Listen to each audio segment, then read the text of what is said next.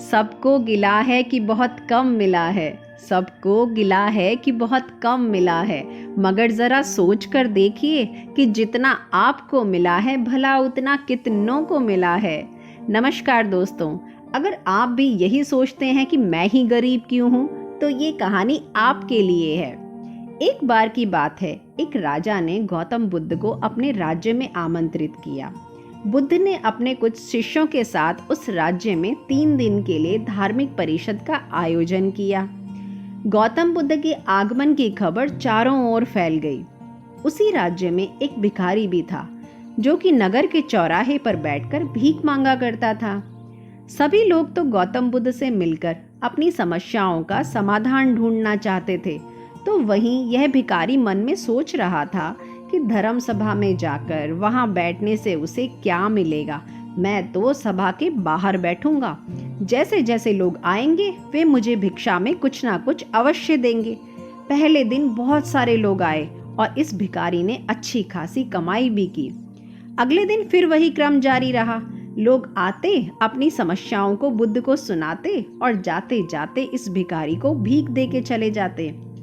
भिखारी ने भीख मांगने के साथ साथ यह भी देखा कि धार्मिक सभा में जाते समय लोग उदास और दुखी होते हैं और भिखारी को भी कुछ नहीं देते, लेकिन जब लोग बुद्ध से मिलकर वापस आते हैं तो बहुत खुश दिखते हैं और खुशी खुशी भिक्षा भी देते हैं। ऐसा क्यों होता है, ये भिखारी समझ ही नहीं पा रहा था। ऐसा करते करते 2 दिन बीत गए, परंतु तीसरे दिन जब बहुत कम लोग आए तो भिखारी परेशान हो गया। उस दिन उसकी कमाई भी बहुत कम हुई। उसने सोचा, बुद्ध तो सबकी समस्याओं का समाधान दे रहे हैं, तो क्यों ना मैं भी उनके पास जाऊं और अपनी गरीबी दूर करने का कोई उपाय पूछूं। ऐसा सोचकर वह भी धर्म सभा में गया, लेकिन वहां भी कतार लगी थी। जैसे ही उसकी बारी आई, उसने बुद्ध के पास पहुंचकर प्रणाम किया और कहा, प्रभु, इस गांव में सभी लोग सुखी हैं और सभी लोग धनवान और सुख सुविधा से संपन्न हैं, फिर मैं ही गरीब क्यों हूँ। भगवान बुद्ध ने उस भिखारी को देखा और कहा, तुम गरीब हो क्योंकि तुम हमेशा दूसरों से मांगते रहते हो, लेकिन कभी किसी को कुछ देते नहीं हो।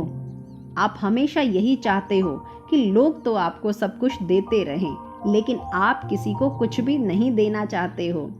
ये सुनकर भिखारी बड़े आश्चर्य से बोला, हे प्रभु, मैं क्या किसी को कुछ दे सकता हूँ? मैं तो खुद ही भीख मांगकर गुजारा करता हूँ। मेरे पास देने को आखिर है ही क्या?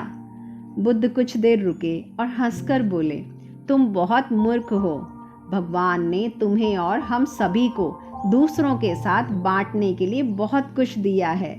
ईश्वर ने आपको एक मुस्कान दी है, जिसे आप दूसरों के साथ साझा कर सकते हैं और उन्हें आशा और उम्मीद दे सकते हैं। तुम्हें आवाज़ दी गई है, जिससे तुम मीठे बोल बोलकर लोगों की प्रशंसा कर सकते हो। तुम्हें 2 हाथ दिए हैं, जिससे तुम दूसरों की मदद कर सकते हो। तुम्हें एक स्वस्थ शरीर दिया है, जिससे तुम भीख मांगने की बजाय कड़ी मेहनत कर सकते हो। जिस व्यक्ति को भगवान ने बिना किसी कमी के इतनी सारी चीजें दी है, वो भला गरीब कैसे हो सकता है? आप सिर्फ अपनी सोच के कारण गरीब हैं। जैसे ही आप इस सोच से बाहर निकलेंगे, आपकी जिंदगी और बेहतर हो जाएगी। दूसरों की खुशी देखकर अपनी तुलना दूसरों से ना करें। जरूरत है तो सिर्फ अपनी सोच सुधारने की। आपके पास क्या नहीं है, ये सोचने की बजाय आपके पास क्या है और इससे आप क्या कर सकते हो, अगर हम इस बात पर ध्यान देंगे तो हमारी जिंदगी और खुशनुमा हो जाएगी। कहानी पर आपके सुझावों का इंतजार रहेगा। कहानी अच्छी लगी हो तो लाइक, शेयर एंड सब्सक्राइब। फिर मिलते हैं एक नई कहानी के साथ। तब तक खुश रहिए, स्वस्थ रहिए और मस्त रहिए।